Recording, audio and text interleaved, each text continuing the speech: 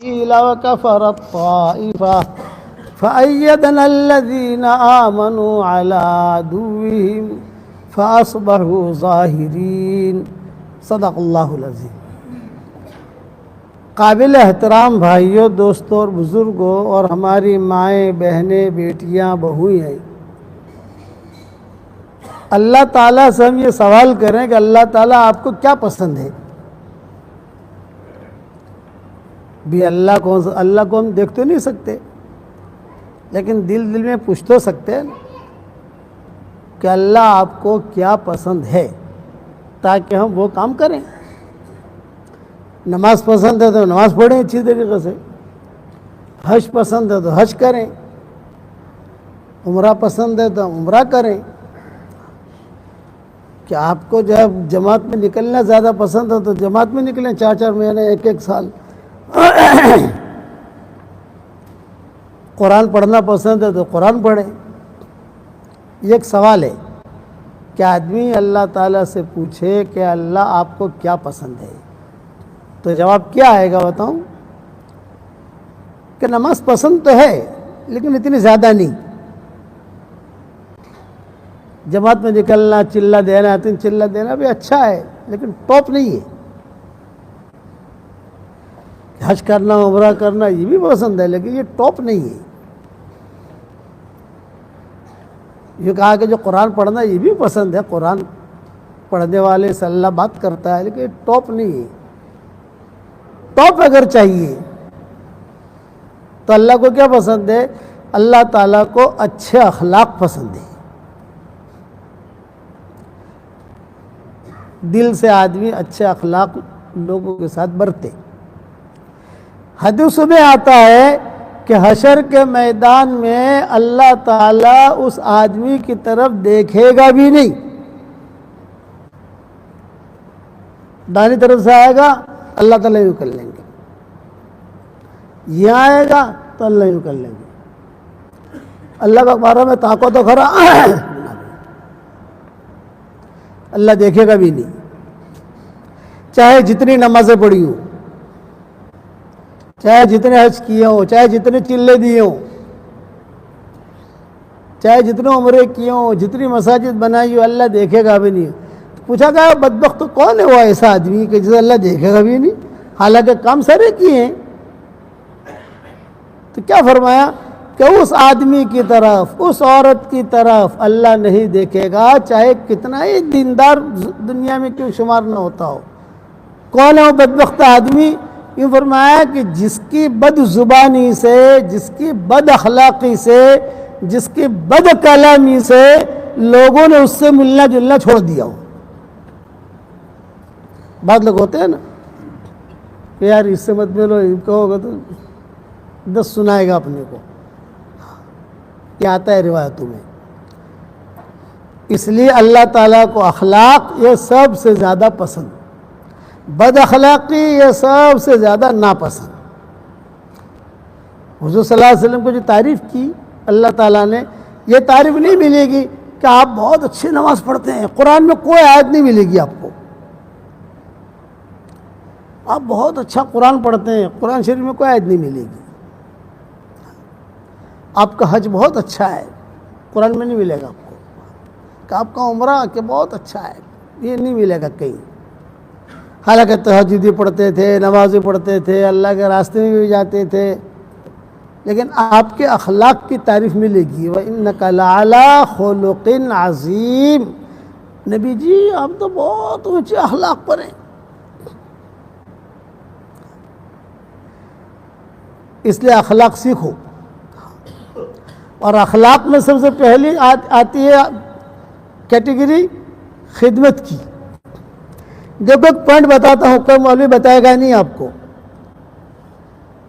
ہماری شریعت میں جتنی نیکیاں ہیں ان سب کو اگر قبول کرانا ہو تو 100% اخلاص لائیے آپ۔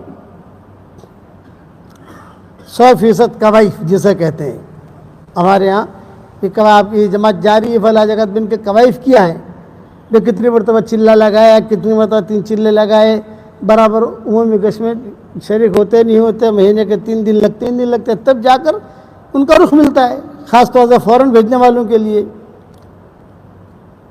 ہر نیکی کے لیے 100% کوائف کی ضرورت ہے۔ نماز قبول کرانی ہے، 100% کوائف لائیے آپ۔ روزہ قبول کرانا ہے، 100% کوائف لائیے آپ۔ حج قبول کرانا ہے، 100% کوائف لائیے۔ صرف ایک نیکی ہماری شریعت میں ایسی ہے جس میں 100% کی ضرورت نہیں ہے، اور وہ کون سی نیکی ہے؟ خدمت۔ 0 بھی ہوگا نا، خدمت بھی قبول ہوگی۔ بدکار عورت نے صرف پانی پلایا کتیا کو، مغفرت ہو گئی۔ اب وہ دیندار نہیں تھی، وہ بدکار عورت تھی، خالی کتے کو پانی پلایا۔ یہ اتنی اونچی چیز ہے، خدمت، اخلاق، کسی کے ساتھ اچھا برتاؤ کرنا، کسی کو اچھی باتیں بتانا، کسی کے ساتھ میٹھی زبان سے بولنا۔ یہ نہیں میٹھی زبان سے بولے اور دل میں کچرا بھرا ہوا ہو۔ اللہ کو سب معلوم ہے کس کے دل میں کیا ہے۔ انہ علیم بذات الصدور۔ علماء نے لکھا ہے کہ خدمت کرنے کی کئی قسمیں، اخلاق کی کئی قسمیں۔ بھائی ایک قسم ہے کہ مال دے دو کسی کو، آدمی ہر آدمی مال نہیں دے سکتا، خود کمزور ہے، تو بھائی چلو اس کے لیے کوئی ادنا درجہ خدمت کا اور ادنا درجہ اخلاق کا، یہ ادنا سے ادنا درجہ کہ آدمی اس کے لیے دعا کرے۔ یہ تو کر سکتا ہے کہ نہیں، کہ اس میں پیسہ لگتا ہے۔ آپ نے فرمایا کہ بعض بخیل ایسے ہوتے ہیں جو دعا بھی نہیں کرتی، اور جب دعا مانگو قبول کی جائے تو یہ بد اخلاق ہے۔ اللہ کو بد اخلاق پسند نہیں۔ اخلاق والا مرد، اخلاق والی عورت، یہ اللہ کو پسند ہے۔ حضور صلی اللہ علیہ وسلم نے اخلاق پر تقریر نہیں کی، حدیث بیان کی، یہ کرو یہ کرو یہ کرو، لیکن اخلاق خود برتے حضور صلی اللہ علیہ وسلم نے، اور ایسوں کے ساتھ برتے کہ جس میں ہم سوچ بھی نہیں سکتے۔ مدینہ منورہ مکہ مکرمہ میں 3-4 عورتوں کے تذکرے آتے ہیں حدیثوں کے اندر۔ ایک تو سارا کا تذکرہ آتا ہے جو گانا بہت اچھا گاتی تھی مکہ مکرمہ میں، اور ایک عناق کا تذکرہ آتا ہے جو زنا کے اڈے چلاتی تھی مکہ مکرمہ میں، اور ایک مدینہ منورہ میں ریحانہ تھی یہودیہ جو ماؤں میں لڑائی کرواتی تھی، ادھر کے بعد ادھر، ادھر کے بعد ادھر۔ عورت عادت ہوتی ہے نا عورتوں کی، عورتوں کی خاص عادت ہوتی ہے، بھائی کون کہجے مت ہو، بھائی ایک بات کو کون کہجے مت، اور سب کہہ دے گی۔ اسی لیے کہتے ہیں ریحانہ تھی، اس کا نام ریحانہ تھا، یہودیہ تھی۔ اور ایک رنڈی تھی، رنڈی کا جملہ کہنا نہیں چاہیے لیکن کیا کرب، دوسرا جملہ آتا نہیں ہے، فاحشہ عورت تھی مدینہ منورہ میں 6 درجے کی۔ تو ان سب کے ساتھ حضور صلی اللہ علیہ وسلم نے اخلاق برتے۔ جب معاملہ آیا ان کا، ظاہری بات ہے کہ ایک معاملہ تو حضور صلی اللہ علیہ وسلم کا یہ تھا کہ بھی کوئی حضور صلی اللہ علیہ وسلم کا بھاؤ نہیں پوچھنا تھا، کہ بعد میں آہستہ آہستہ آہستہ ترقی ہوتی گئی، دین پھیلتا گیا۔ جب دین پھیلتا گیا تو یہی عورتیں آئیں، یہی آئے، تو حضور صلی اللہ علیہ وسلم معاف کرتے گئے۔ ہماری طرح نہیں، ذرا برابر بھی کھانے میں نمک زیادہ ہو گیا، یہاں ملی ہے اوپر مت ملنا، آدمی غصہ آتا ہے۔ اخلاق بہت پسند ہے اللہ تعالیٰ کو، سب کے ساتھ اخلاق برتو، چاہے مسلمان ہو چاہے غیر مسلم ہو، جانور ہو، سانپ ہو بچھو، جتنا آپ کر سکتے ہو کرو۔ اور آخری درجہ میں نے کیا کہا؟ آخری درجہ دعا کا ہے۔ مدینہ منورہ میں ہمارا مکان بن رہا تھا، تو ایک ہمارے ساتھی ہے وہاں پر، روزانہ فجر کی نماز کے لیے ہمیں لے جاوے حرم۔ یہ میں اخلاق کی ایک مثال دے رہا ہوں۔ ہمارے گھر پر آوے اور فجر کی نماز کے لیے ہم حرم شریف لے جاوے، حرم میں نماز پڑھاوے، عرب میں نماز پڑھا کر پھر جو ہے مدینہ منورہ کی زیارت کرا. بھئی چلو مدینہ کی گلیاں دیکھیں پرانے تو قصے تو ہمیں یاد تھے مدینہ کی, ان کو تو یاد نہیں تھے. تو ان کو بتاؤ کہ یہ مشربہ ام ابراہیم ہے, حضور ناراض ہو کر آئے تھے تو یہاں آئے تھے, یہ مشربہ ام ابراہیم لکھا ہوا ہے وغیرہ وغیرہ جو ہے. پھر ایک جگہ پر وہ پھول والا رہتا ہے, پھول تنور کھانے کا ناشتہ, اس کا نام بھی یونس تھا, وہ بخاری, وہی بخاری ہم پالم پوری, وہاں جا کر وہ ناشتہ واشتہ لے وے اور روزانہ ہمیں ناشتہ گھر پہ دے دیں اور ہمیں گھر چھوڑ کر پھر کہا مولانا انشاءاللہ اگر زندہ رہے تو کل فجر میں آ جاؤں گا میں انشاءاللہ, اور اب جو ہے اب اذان 5 منٹ تھوڑا لیٹ ہو رہی ہے اس لیے 5 منٹ لیٹ آؤں گا, پکی بات ممنوع جی سی. تو وہ کیا کرتے تھے جب ہم گھومنے کے لیے نکلے تو وہ مکانات کسی کے بنتے ہوتے تھے. مولانا ایک بات بتاؤں آپ کو, آپ تو ہمارے شیخ ہیں پیر ہیں. نہیں میں کہ بتاؤ بھائی. بولے کہ مولانا یہ جن کے مکانات بن رہے ہیں نہ آپ پہچانتے ہیں نہ میں پہچانتا ہوں, لیکن آپ کا مکان, اچھا وہی ہمارا مکان بھی وہی تیار کروا رہے تھے, جو ہمیں لے جاتے تھے وہی بلڈر بھی تھے, وہی سب کچھ تھے, وہی ہمارا مکان کا ریک دیکھ بنوانا کرنا, یہ کرنا وہ کرنا. تو مولانا دیکھو آپ کا مکان اگر جلدی بنانا ہو نا تو ایک تدبیر بتاؤں. میں نے کہا بتاؤ بھائی. یہ کہا کہ یہ جتنے مکانات بن رہے ہیں آپ ان کے لیے دعا کرو کہ اللہ ان کا مکان بنا دے, اللہ ان کا مکان بنا دے, اللہ ان کا مکان بنا دے, تو ان کے برکت سے اللہ تمہارا مکان بنا دے گا. جاہل آدمی نے مجھے نصیحت کی تھی. تو روزانہ جب بھی ہم جاویں تب الگ الگ جگہوں پر لے جاویں, کہتے تھے کہ بھائی یہاں پر سارے کے سارے شیعہ رہتے ہیں, دیکھو یہ جتنی بڑی لمبی گلی ہے, کتنی لمبی گلی ہے, ایک مسجد نہیں ملے گی آپ کو مدینہ منورہ میں, یہ سب شیعوں کے مکانات ہیں. اور تازی ہوتے ہیں ٹھاڑ کے ساتھ, یہاں تازیہ ہوتا ہے, مدینہ کے پرانے رہنے والے وہ, تو ان کے مکانات بن رہے تھے. تو انہوں نے مجھے پوچھا کہ مولانا ان کے لیے, میں نے کہا ان کے لیے بھی دعا کرو بھائی, یہ بھی تو اللہ کی مخلوق ہے. مخلوق تو وہ بھی ہے نا. حضور صلی اللہ علیہ وسلم نے فرمایا تم میں سب سے زیادہ اچھا مرد اور عورت وہ ہے جو لوگوں کے لیے اچھا سوچے. لوگوں کے لیے جملہ کہا ہے, مسلمانوں کے لیے نہیں کہا. اور دوسرا کیا کہا, الخلق عیال اللہ, ساری مخلوق اللہ کا کنبہ ہے. خالی مسلمان نہیں, ساری مخلوق اللہ کا کنبہ ہے. مسلمان بھی آ گئے, غیر مسلم بھی آ گئے, یہود بھی آ گئے, جانور بھی آ گئے. میں جو ہے 10 سمندر کی مچھلیوں کے لیے بھی دعا کرتا ہوں, سانپوں کے لیے دعا کرتا ہوں. جتنی تیری مخلوق ہے اللہ, میری دعا میں یہ چیز شامل ہے. روزانہ کوئی دن خالی نہیں جاتا. اللہ جتنی تیری مخلوق دنیا میں ہے, جو پریشان حال ہو ان کی پریشانیوں کو دور کر, اور جس کی جو حاجت ہو اس کی حاجت کا غرض سے تکفل کر. تو فرشتہ کیا کہے گا, اللہ یہ دعا آپ کے لیے بھی قبول کرے. وہ عبد المجید بھائی تھے, یہ ہمارے ساتھ رہتا ہے, اس کو عبد المجید ہے. روزانہ مجھے انہیں لے کہ مولانا دیکھو اپنا مکان بنانا ہے, آپ ان کے لیے دعا کرو, آپ ان کے لیے دعا کرو. تو آپ کو بھی اگر آپ کا مکان بنانا ہے کہ دوسرے کے لیے دعا کرو. یہ چیزیں سوچنے کی ہے. بد اخلاق یہ اللہ کی نگاہ سے گر جاتا ہے, لالچی یہ اللہ کی نگاہ سے گر جاتا ہے, اور اخلاق والا اسے اللہ اپنے ہاتھوں میں لے لیتا ہے.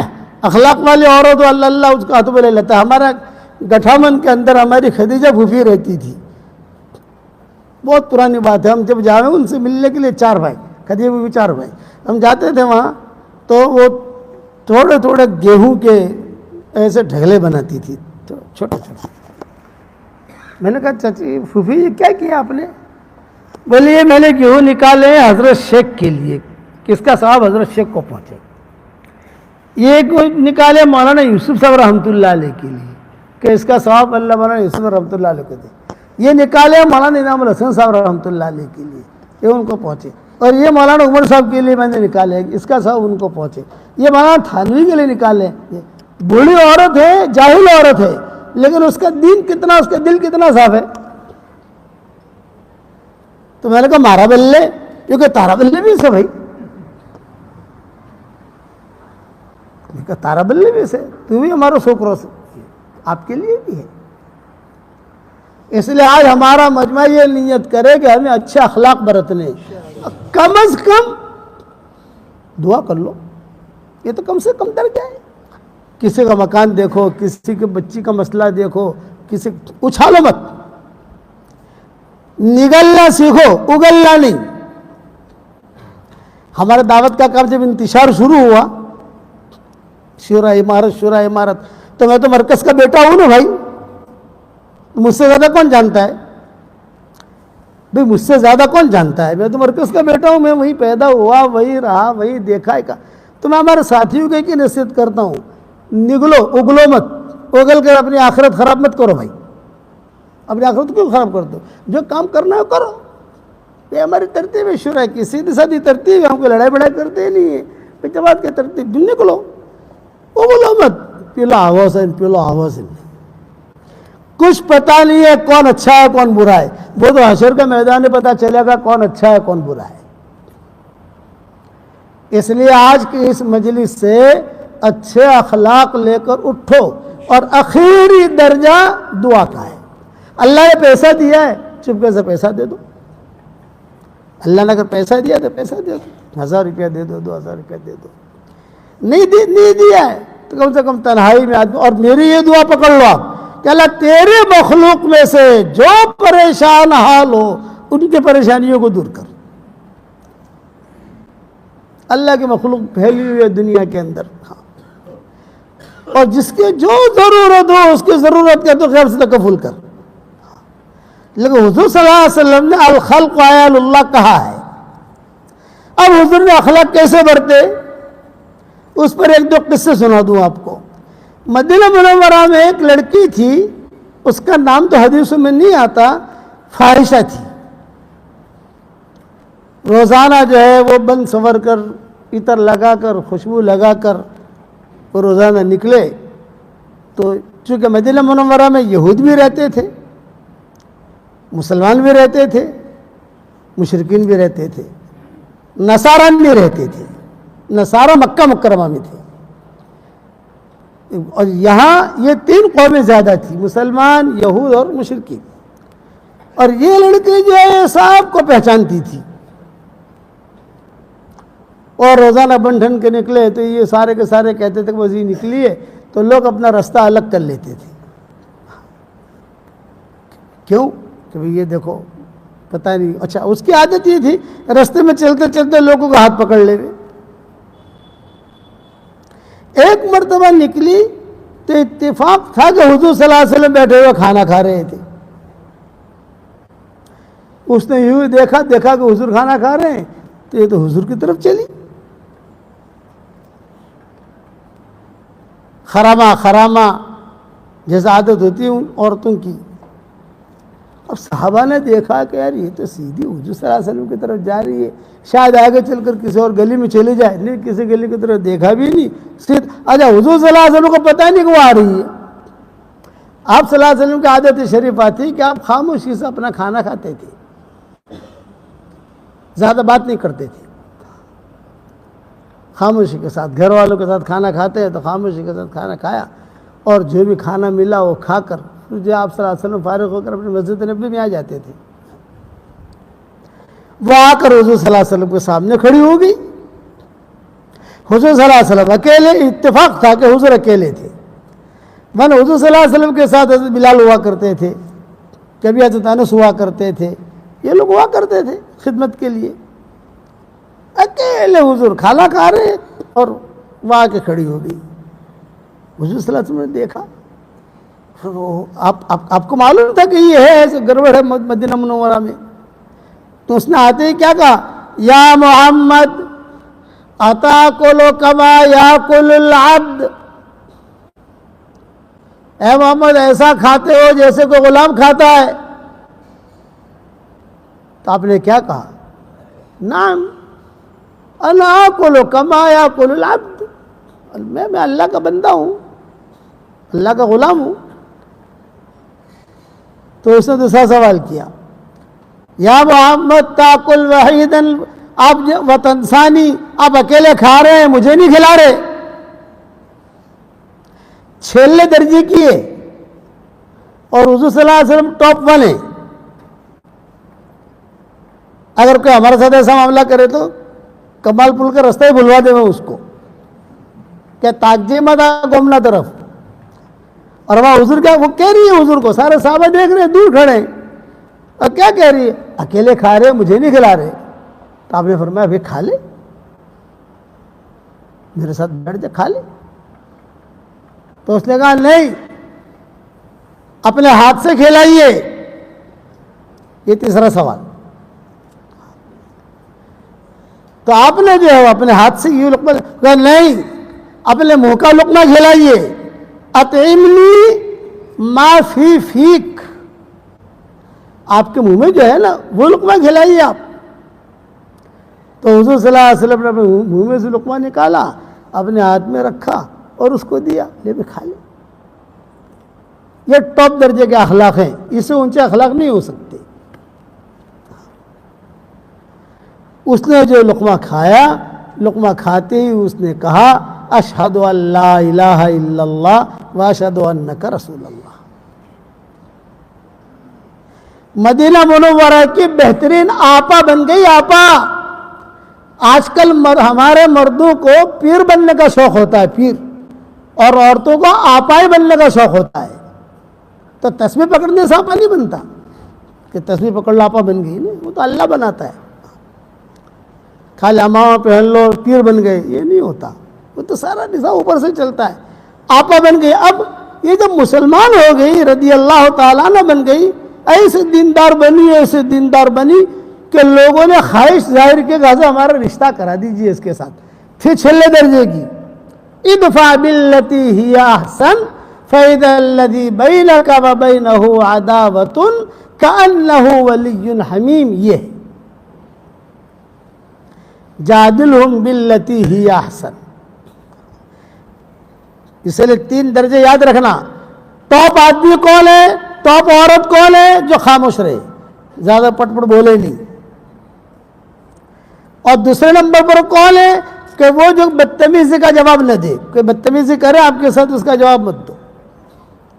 اور تیسرے درجے پر کون ہے کہ کوئی بد اخلاقی سے پیش آئے تو اس کے ساتھ اخلاق سے پیش آؤ. یہ حضور نے 3 چیزیں بتائی, اور رضی اللہ تعالیٰ عنہ بن گئی. بعض کتابوں میں لکھا ہے کہ لوگوں نے مانگ کے ڈالنے شروع کیے تو وہ ایک ہی بات کہتی تھی کہ حضور جس کے ساتھ مجھے جوڑ دیں گے میں وہاں چلی جاؤں گی. اور اس کی نسل میں مدینہ منورہ کے 7 بڑے بڑے فقہا پیدا ہوئے. 7 بڑے بڑے فقہا ٹاپ. پوچھتے تھے کہ یہ کون ہے, کہ فلاں, اس کی دادی وہ ہے, اس کی نانی وہ ہے. ارے اس کی نانی ہے, ہاں اس کی اولاد میں سے. 7 بڑے علماء نے لکھا ہے 7 بڑے بڑے فقہا کہ جن کے بغیر مدینہ کے اسلام چل نہیں سکتا تھا, اس کی نسلیں پیدا ہوئی. یہ اخلاق کا نتیجہ تھا. حضور صلی اللہ علیہ وسلم نے یہ سکھایا, صرف نہیں بیانات نہیں کیے. حضور صلی اللہ علیہ وسلم نے اخلاق برتے. اس لیے آج کا سبق آپ کو دے کے جا رہا ہوں, اچھے اخلاق برتو, منافقت والے اخلاق نہیں. اللہ نے دیا ہے تو خرچ کرو. 2 جملہ کہہ سکتے ہو تو 2 جملہ کہو, وہ بھی نہیں کہہ سکتے, مجبوریاں ہیں. تو تنہائی میں اللہ سے دعا کرو گے تو آپ انشاءاللہ ولی شمار ہوں گے اللہ کے دربار میں.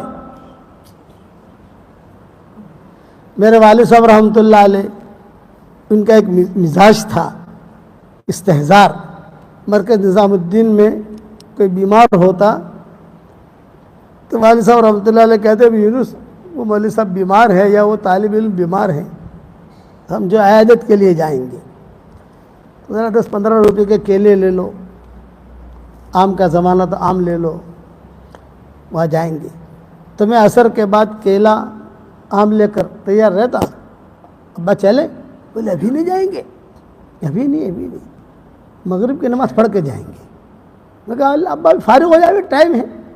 ارے بیٹا ابھی جائیں گے تو عیادت کرنے سے کی جو فضیلت ہے وہ مغرب تک ملے گی. 70,000 فرشتے دعا کرتے ہیں نا, تو مغرب تک ملے گی، اور مغرب بعد جائیں گے تو فجر تک ملے گی۔ یہ ابا نے ہماری اسی تربیت کی ہے۔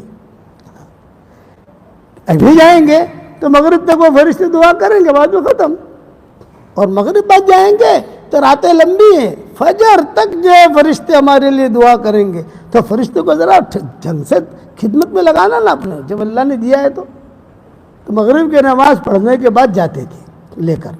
اب چلو، آج آپ ان کو لے کر ابا کو آتے تھے مسجد میں، بنگلے والی مسجد میں، جب داخل ہو جاویں تو ابا کہتے تھے دیکھ یونس ہم اللہ کے مہمان بن گئے، مسجد میں آ گئے، اور دیکھ فجر کی نماز کے لیے آ گئے۔ فجر کی نماز جو پڑھتا ہے یا پڑھتی ہے وہ اللہ کی حفاظت میں آ جاتے ہیں، اور دیکھ یہاں آ گئے ہم اللہ کے مہمان بن گئے، اب جو ہے یہاں موت آئے گی تو اس موت کی بھی قیمت ہے۔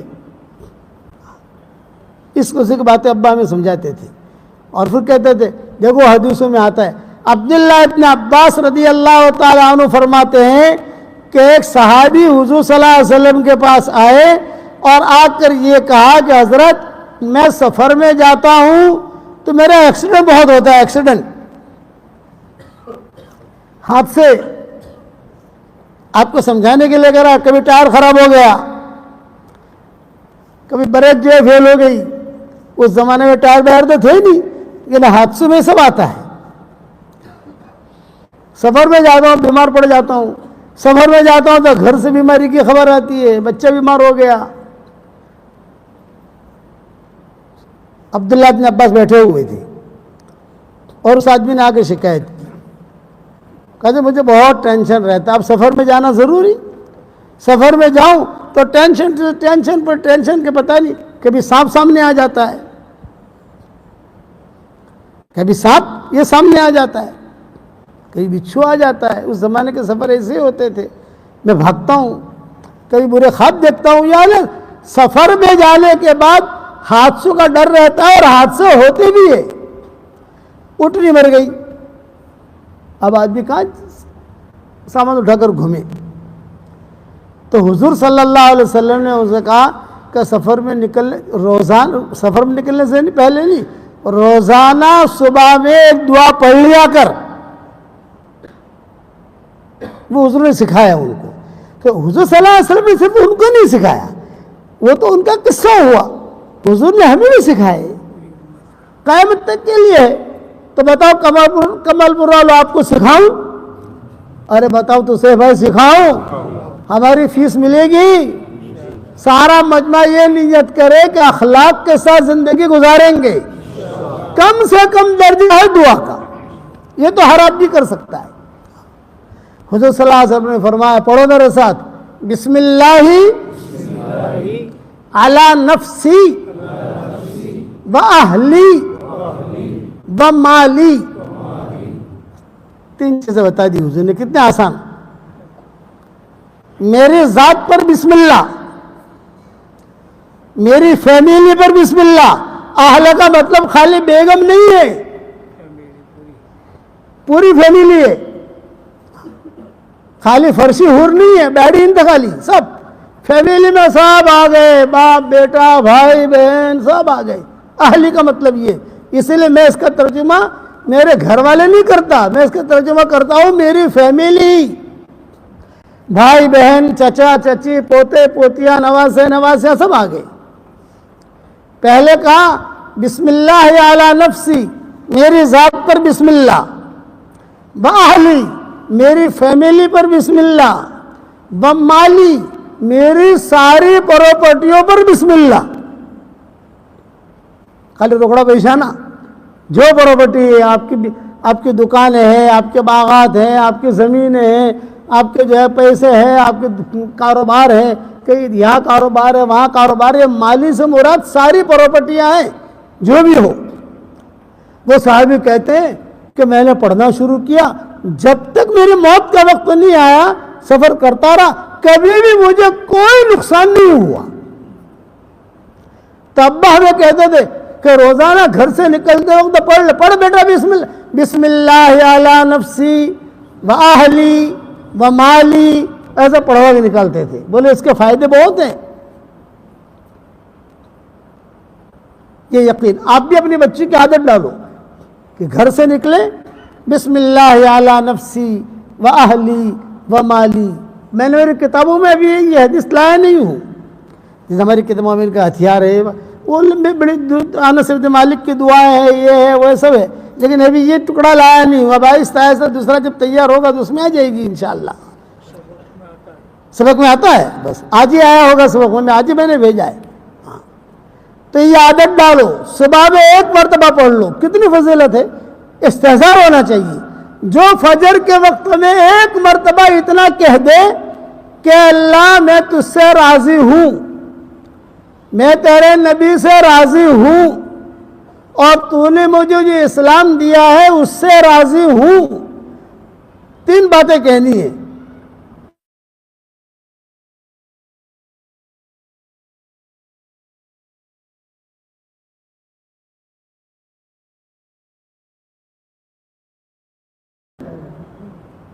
فجر کی نماز کے بعد، صبح صادق کے بعد آدمی ایک مرتبہ کہتے، ظہر تک کہہ سکتا ہے، بھول جاؤ ظہر تک کہہ سکتے ہو.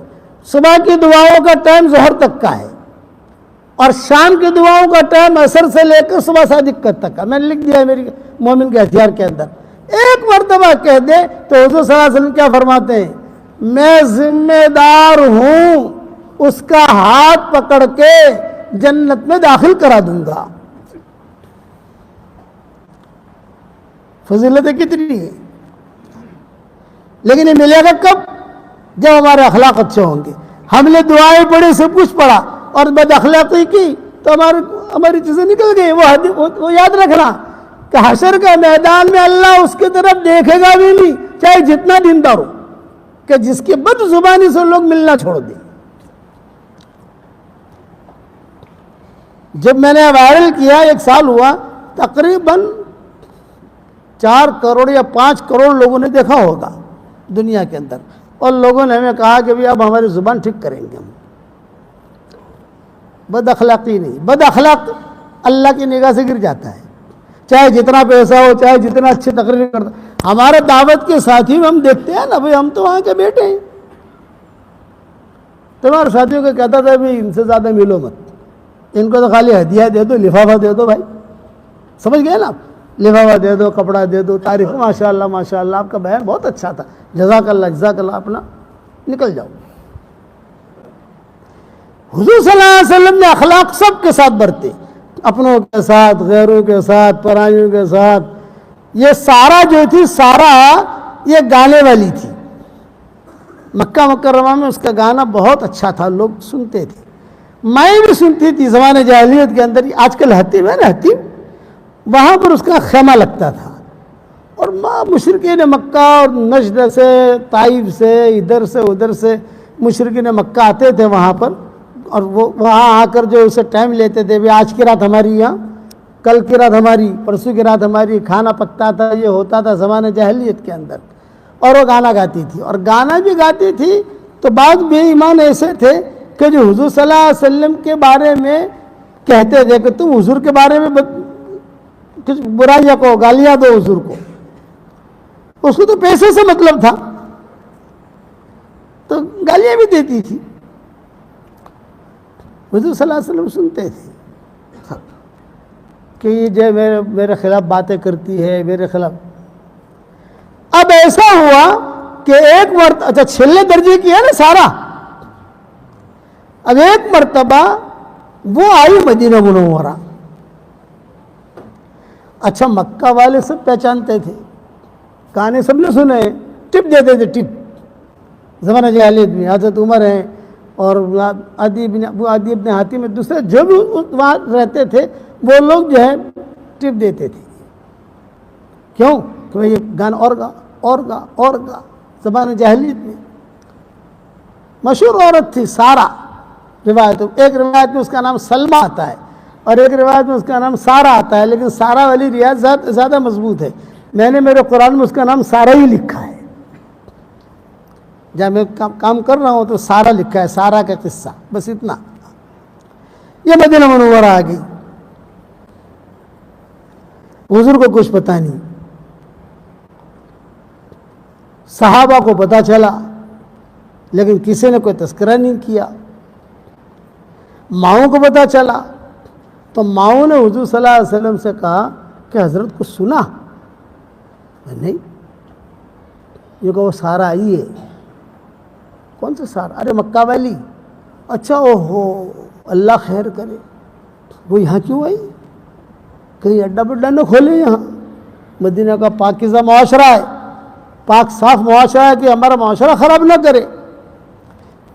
کیوں آئی؟ آپ نے تحقیق کرنے کا کسی کو نہیں کہا, اپنے کام میں لگ گئے. حضور صلی اللہ علیہ وسلم ہر ماں نے کہا حضور سے ویسے سارا آئی. اچھا مائیں پہچانتی تھی, قریشیاں تھی نا سب, اور وہ بھی مکہ کی تھی, یہ بھی مکہ کی تھی, آواز اس کی بہت اچھی تھی تو پہچانتی تھی. تو کتابوں میں لکھا ہے کہ ایک مرتبہ ایسا ہوا, کچھ دنوں کے بعد حضور صلی اللہ علیہ وسلم کی مجلس تھی مسجد نبوی میں, اور وہ آپا بن کر آ گئی وردی وردی ڈال کر. حضور کو پتہ نہیں یہ سارا ہے. حضور صلی اللہ علیہ وسلم بات کر رہے, اچانک نظر پڑی. آپ نے فرمایا کون ہے؟ صحابہ کی نظر میں پڑی تو صحابہ تو مسکرا کر آنکھیں نیچی کر لی. اور حضور نے کہا من انتے, تم کون ہو؟ اچھا آپ نے کہا ہو انتے سارا. حضور نے پوچھا انتے سارا؟ سارا تو ہاں میں سارا ہوں.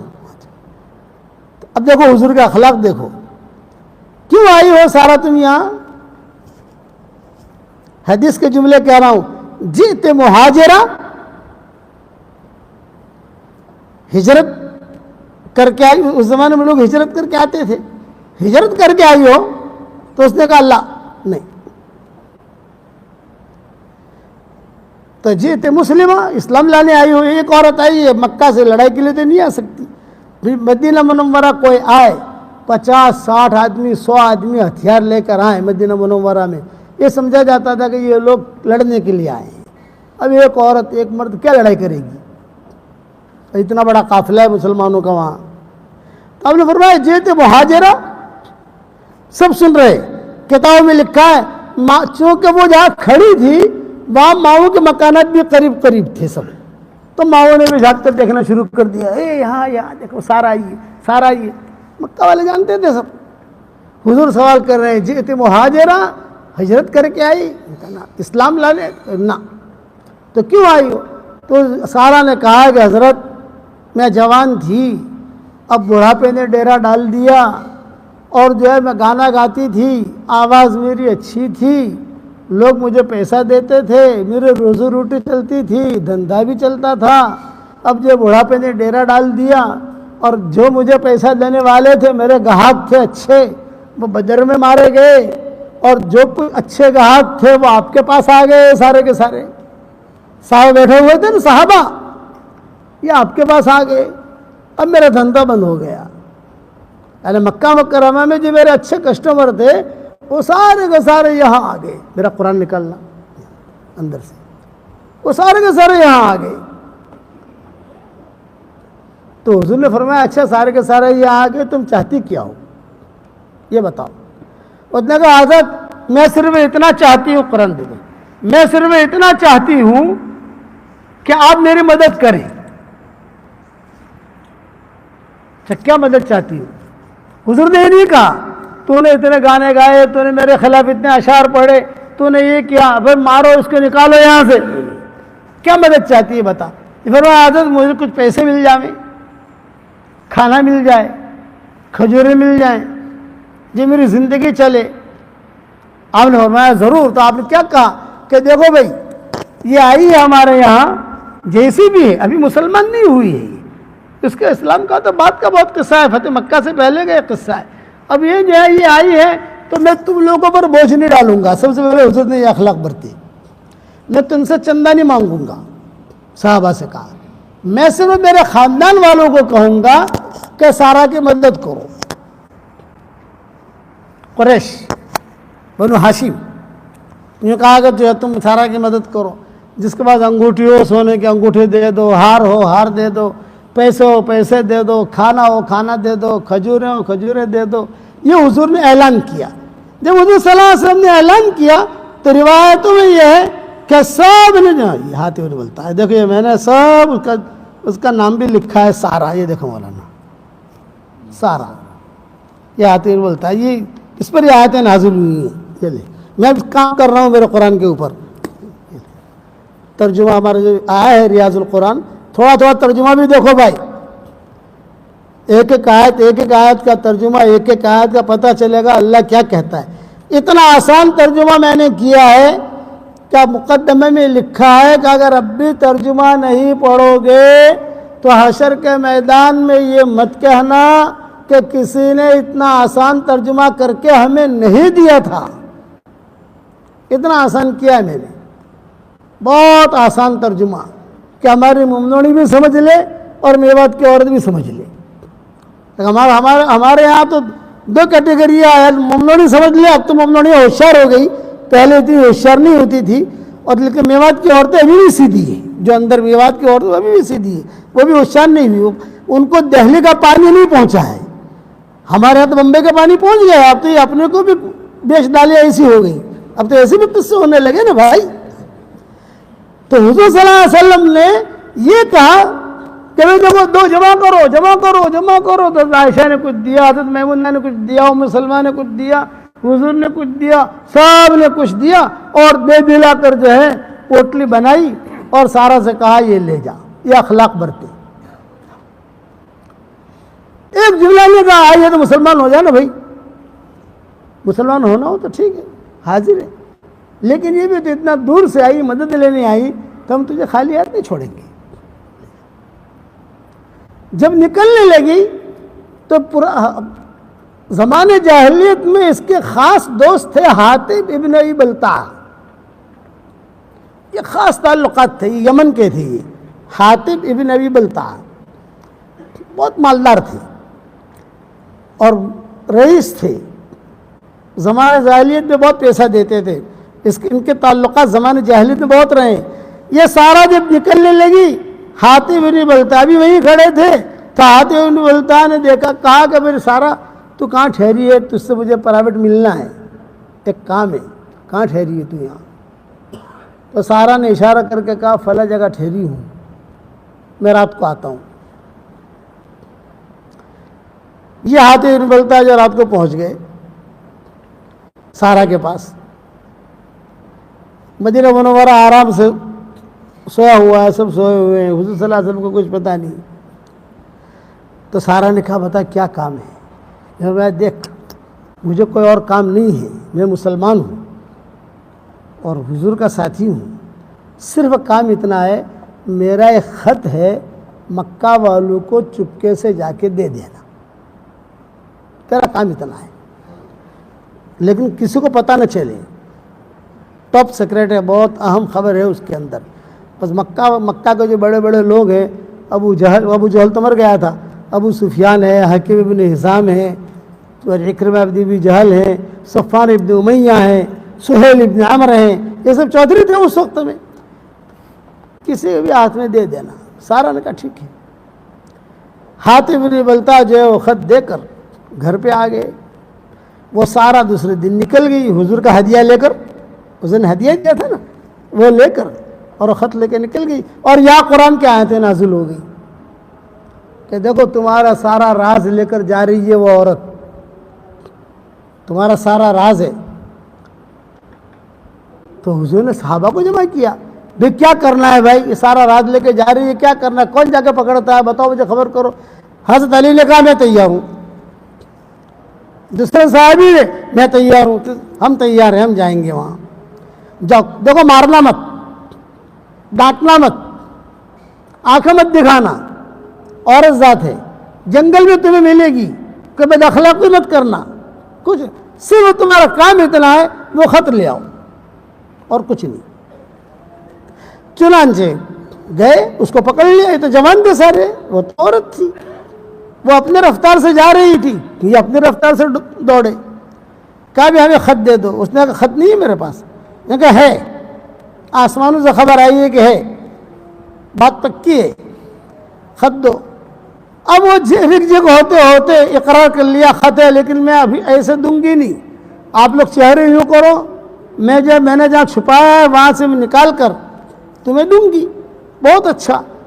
تو انہوں نے کہا ٹھیک ہے، چہرے اس طرف کیے، اس نے جو کہیں سے بھی نکالا اور نکال کر خط دیا، یہ لو۔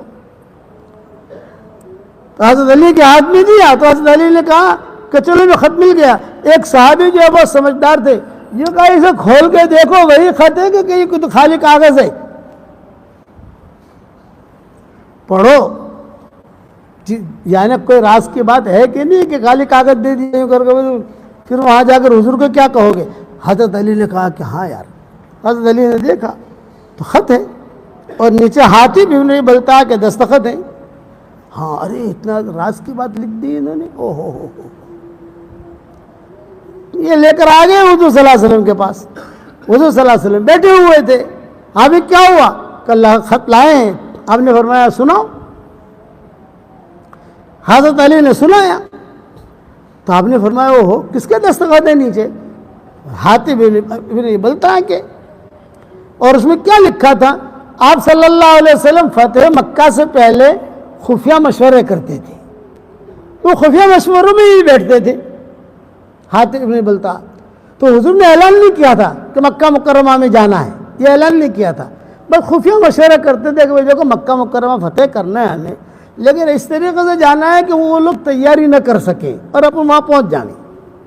اب اتنا لمبا سفر، تو چپکے انہیں پتا تھا، تو انہوں نے جو ہے وہ خط میں ساری بات لکھ دی کہ حضور آ رہے ہیں، اس لیے تو یہاں چھپا رہے ہیں ہم۔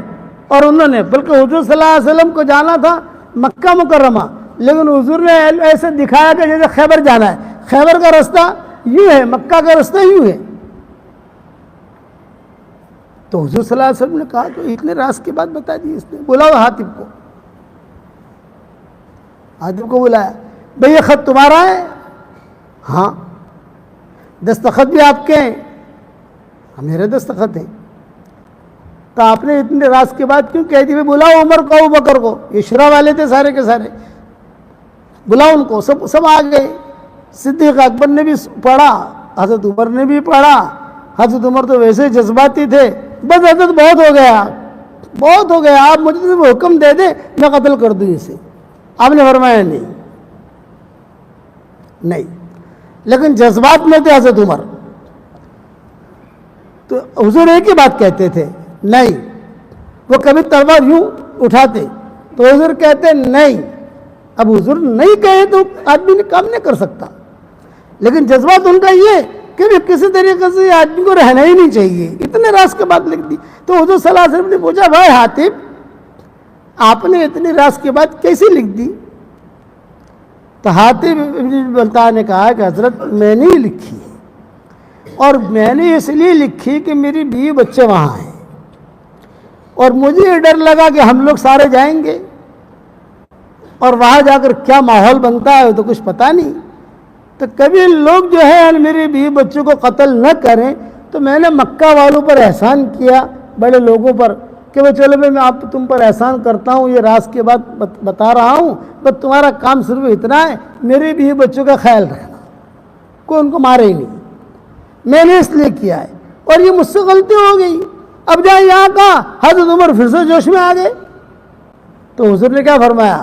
لا لا لا یا عمر نہیں، حاتب ابن ابی بلتع یہ بدری ہے، بدر میں شریک ہوا ہے، اور بدر والوں کے لیے اللہ نے کہا ہے کہ اللہ نے ان کے سارے گناہ معاف کر دیے ہیں۔ یہ اخلاق برتے حضور صلی اللہ علیہ وسلم نے کہا۔ ہمیشہ یاد رکھنا سب سے زیادہ پسندیدہ کون ہے اللہ کو بھائی؟ اور اخلاق اگر نہیں برت سکو تو کم سے کم آدمی جو ہے دعا کرو، دعا تو ہر آدمی کر سکتا ہے، یہ دعا لازم پکڑ لو کہ اللہ تیری مخلوق میں سے جو پریشان حال ہو ان کی پریشانیوں کو دور فرما۔ تمہارے پاس کچھ مولوی لوگ آئیں گے، ان کو جواب مت دینا، بھدی مخلوق نے مشرک نے بولے دعا تھوڑی تھا، وہ چکر مت آنا، آپ سمجھ گئے نا آپ؟ ارے میری بات سمجھے گے نہیں؟ وہ چکر مت، آپ میری دعا مانگتے جانا، خیر ہے انشاءاللہ۔ کہا اگر یہودی بولے دعا تھوڑی تھا، وہ چکر مت پانا۔ حضور نے صرف کہا ہے الخلق عیال اللہ، ساری مخلوق اللہ کا کنبہ ہے، اس میں سب آ گئے، جنات بھی آ گئے، یہود نصارہ بھی آ گئے، مشرکین بھی آ گئے، سب آ گئے، سب آ گئے حضور صلی اللہ علیہ وسلم۔ اسی لیے الخلق عیال اللہ کہا، اور اسی لیے کہا خیر الناس انفعہم للناس، بہترین آدمی وہ ہے جو لوگوں کو نفع پہنچائے، مسلمانوں کو نفع پہنچائے یہ نہیں، لوگوں کو، لوگوں میں سب آ گئے۔ اس لیے چکر میں مت پڑنا، بعض لوگ ہوتے ہیں نا کرنا بننا کچھ خالی شیشہ نکالنا، وہ شیشہ مت آنا، ہم جانتے ہیں ساری چیزیں۔ آپ تو دعا مانگو اللہ تیرے مخلوق میں سے جو پریشان حال ہو تو اس کی پریشانی کو دور کر، تیرے جانور پریشان ہو ان کی پریشانی کو دور کر، تو آپ کے پیچھے آپ کو جو ہے نا بہت بڑا اجر ملے گا، آپ اچھے لوگوں میں شمار ہو جاؤ گے۔ اللہ کو بہت پسند ہے، اللہ کو اپنی ہر مخلوق پسند ہے۔ میرے والد صاحب رحمۃ اللہ علیہ فرماتے تھے، ہم کسی جگہ میوات اجتماع میں جا رہے تھے تو والد صاحب رحمۃ اللہ علیہ کبھی کبھار رستے میں وہ جنازے مسلمانوں کے بھی آتے ہیں دکھتے ہیں، کبھی ان کے بھی جنازے دکھتے ہیں، تو ابا جو ہے مسلمانوں کے جنازوں کو دیکھ کر تو کہتے تھے کہ اللہ تعالیٰ اس کو جنت نصیب فرمائے اور اللہ تعالیٰ اسے جو ہے اونچے درجے دے، مغفرت کرے۔ کبھی ان کے جنازے آتے تھے تو ابا بہت روتے تھے کہ یونس یہ اپنے پڑوس میں رہتا ہے پر بے ایمان ہو کر مرا، سیدھا جہنم میں جائے گا بیچارہ، کلمہ پڑھ لیتا تو جنت میں چلا جاتا۔ بہت روتے تھے ہمارے والد صاحب رحمۃ اللہ علیہ، اور سارے مخلوق کے لیے، ہم تو ان کی تنہائی کی دعاؤں کو جانتے ہیں نا، تنہائی کی دعاؤں کو بہت اہتمام سے دعائیں مانگتے تھے کہ اللہ میں چاہتا ہوں کہ تیری ہر مخلوق مرد ہو عورت ہو وہ جنت میں جائے۔ اب اس کے لیے شرط ہے ہدایت، تو اللہ جس کو تو نے ہدایت دی ہے اس کو بھی جنت میں، جس کو ہدایت نہیں دی ہے اس کو ہدایت دے تاکہ وہ جنت میں جائے۔ تو حضور صلی اللہ علیہ وسلم کا اخلاق کے قصے سن لیے بھائی، بہت قصے ہیں لیکن میں بیان نہیں کر سکتا۔ کتنے بجے نمازیں ہیں؟ 9:15 بجے۔ ٹھیک ہے، میں ایک دو مضمون اہم اور بیان کر دیتا ہوں کیونکہ مجمع دھیان سے سن رہا ہے آپ کا اور سمجھدار مجمع ہے۔ حضور اکرم صلی اللہ علیہ وسلم نے اگر کسی نے کسی کے ساتھ بد اخلاقی کی تو حضور اس سے بولتے نہیں تھے، پتہ چلا کہ اس نے بد اخلاقی کی ہے نہیں بولتے تھے، پھر پوچھتے تھے صحابہ حضرت آپ ناراض کیوں ہوئے؟ میں اخلاق اخلاق اخلاق اخلاق کہہ رہا ہوں اور تو بد اخلاقی کر رہا۔ اسی اخلاق پر ایک قصہ سناتا ہوں۔ آپ صلی اللہ علیہ وسلم کا سفر ہوا حجۃ الوداع کا، یہ آخری حج تھا آپ کا۔ ایک سفر ہوا مکہ مکرمہ کا، اس کا یہ فتح مکہ کا۔ تو فتح مکہ کے سفر میں حضور صلی اللہ علیہ وسلم نے اپنے ساتھ ام سلمہ کو لیا تھا اور حضرت میمونہ کو لیا تھا، اور حجۃ الوداع میں حضور صلی اللہ علیہ وسلم نے اپنے ساتھ ساری ماؤں کو لیا تھا۔ اور حضور صلی اللہ علیہ وسلم نے عمرے جو کیے ہیں، جو بھی عمرہ حضور نے کیا ہے ذی قعدہ کے مہینے میں کیا ہے اور کسی مہینے میں نہیں کیا، اس لیے ذی قعدہ کے مہینے میں عمرہ کرنا بہت بڑی سنت ہے۔ ہمارے ہاں مدینہ منورہ میں جب ذی قعدہ شروع ہوتا ہے تو سب جگہ سے میسج آتے ہیں بدأ ذی قعدہ، بدأ ذی قعدہ، ذی قعدہ آ گیا، ذی قعدہ آ گیا، جلدی سے عمرہ کرو، جلدی سے عمرہ کرو۔ لیکن وہ قانونی رکاوٹیں، جو قانونی رکاوٹیں ہیں تو وہ تو ہیں، اسی لیے لیکن آپ کو میں سمجھا رہا ہوں اللہ جب بھی توفیق دے تو ذی قعدہ میں ضرور عمرہ کرنا۔ حضور نے کسی مہینے میں عمرہ نہیں کیا، جتنے عمرے کیے ذی قعدہ نہیں کیے۔ یہ بہت بڑی سنت ہے حضور صلی اللہ علیہ وسلم کی۔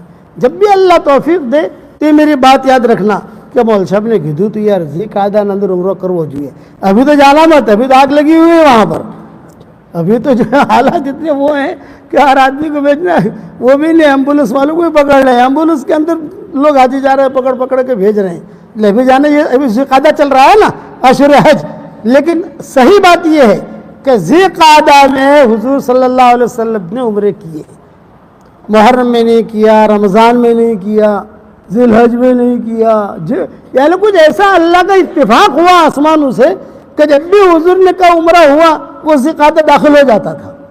اس اعتبار سے ذی قعدہ کی فضیلت بھی ہے۔ جب بھی اللہ توفیق دے دے میری پوائنٹ یاد رکھنا. تو اب حضور صلی اللہ علیہ وسلم حجۃ الوداع کی، میں اخلاق پر سنا رہا ہوں، حجۃ الوداع کے لیے روانہ ہوئے. پورا پلان آپ نے بنا دیا، فلاں جگہ ٹھہرنا ہے، فلاں جگہ ٹھہرنا ہے، فلاں جگہ ٹھہرنا ہے. ایک رات حضور صلی اللہ علیہ وسلم نے کہا کہ میری والدہ کی قبر جہاں ہے مقام ابوا، اس وادی میں بھی ہم ٹھہریں گے. ایک ماں کی محبت ہے، میری ماں کی قبر ہے وہاں، تو وادی کے اندر، قبر کے پاس نہیں، وہ وادی بہت بڑی وادی ہے مقام ابوا، وہاں ٹھہریں گے. سارا پلان طے ہو گیا.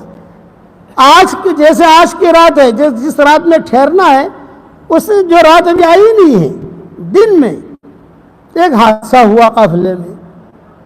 اور وہ حادثہ یہ ہوا کہ حضرت صفیہ کا اونٹ جو ہے بیمار ہو گیا.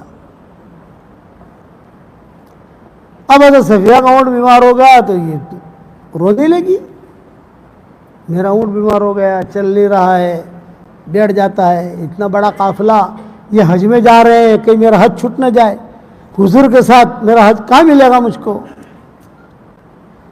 خیر وہ اونٹ کی بیماری بڑھتی گئی اور حضرت صفیہ کا رونا بھی بڑھتا گیا. جب حضرت صفیہ بہت رونے لگی، کیا ہوا، صفیہ کی اونٹ پیچھے کیوں رہ رہا ہے، کیا مسئلہ ہے؟ تو ماؤں نے کہا کہ اس کا اونٹ بیمار ہو گیا.